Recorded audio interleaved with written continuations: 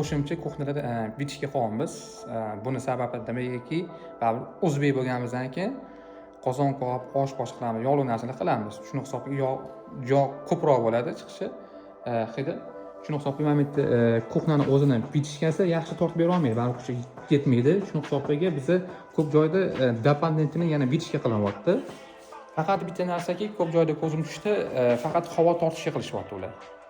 Lekin havo tortishi o'zi bilan maksimalniy cho'tki ishlamaydi. Nimagaki, havo kiragan joy ham kerak. Chunki havo kirib, havo chiqsa, o'shani sirkulyatsiya bo'ladi.